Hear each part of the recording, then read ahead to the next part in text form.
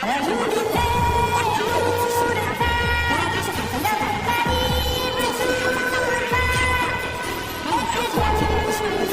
这些有后仰，他可以用他，不要待会知道，就这样的孩子慢慢的长大，他看到我是，他给他妈妈讲，而且很有特点，他的妈妈永远掌控着他，他在那黄河落地的时候，他当初的妈妈就是说，接着很长的大河的时候，努力的喝到吐，这也是女孩第一次为飞人上课。随后他来到卧室伸出小手，想叫妈妈帮他洗手，可他并没有得到妈妈的捧，接着他又拿着裤子来到床头，想让妈妈帮他穿裤子，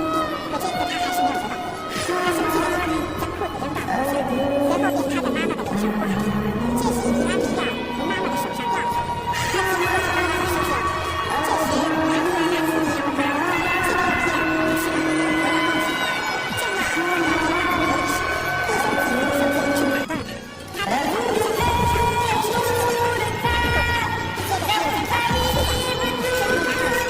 就在他接通手机要打开的时候，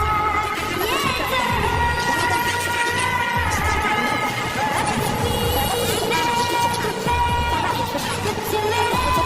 经多想，最终女孩还是没能拿到手机，接着他又拿到妈妈的手机，他的妈妈打了3封信，并且到了妈妈书桌台上的那封，而此时的书中记载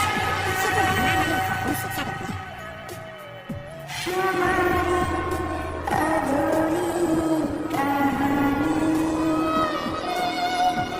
后女孩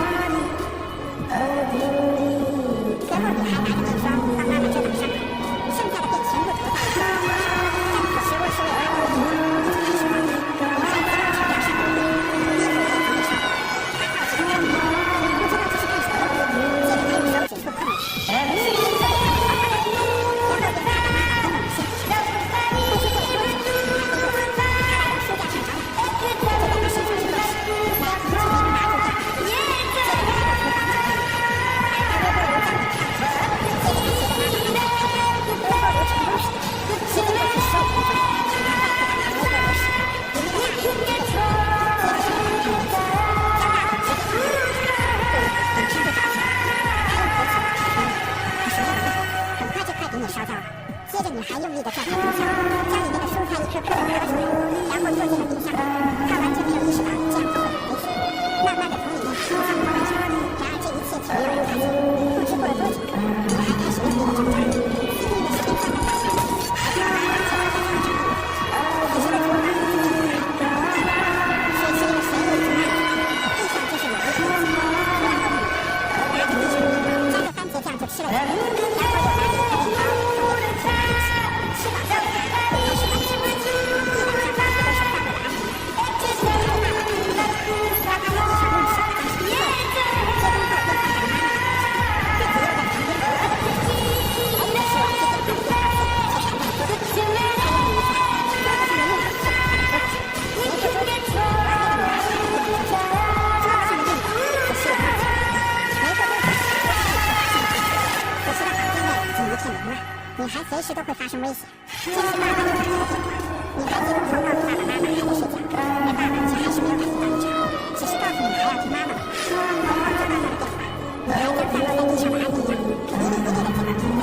随后又趴在妈妈的身上睡着了。没过多久，就在这时，爸爸从电话里接到了问妈妈有没有东西，当妈妈的回答是自己就在里面，肆虐的是传来自己的手机，女孩捂着站在床头哭喊着妈妈，听妈妈的口吻，她又来到楼下厨房尝试，此时的厨房到处都是乱七八糟的调料，女孩不小心直接踩了一脚，但她没有立刻检查到她的手机，随后便拿着地上的食物吃了起来，很快这道食物已经卖完了，周围的邻居不停地敲门，但没有得到回应的回答。此时爸爸再次回来了，女孩告诉爸爸妈妈还在睡觉，这时的爸爸终于明白了，他连忙告诉女孩不要打扰对方，但他不知道手机里的是已经对了。女孩用面霜遮盖着妈妈脸上的水，但最后的她根本不知道自己的妈妈已经永远不会再醒，而她只是单纯的认为妈妈在睡觉。厨房的水龙头和煤气罐也一直在开着，卧室的地板上还到处散落着安眠药片，随后女孩捡起一颗药片问妈妈，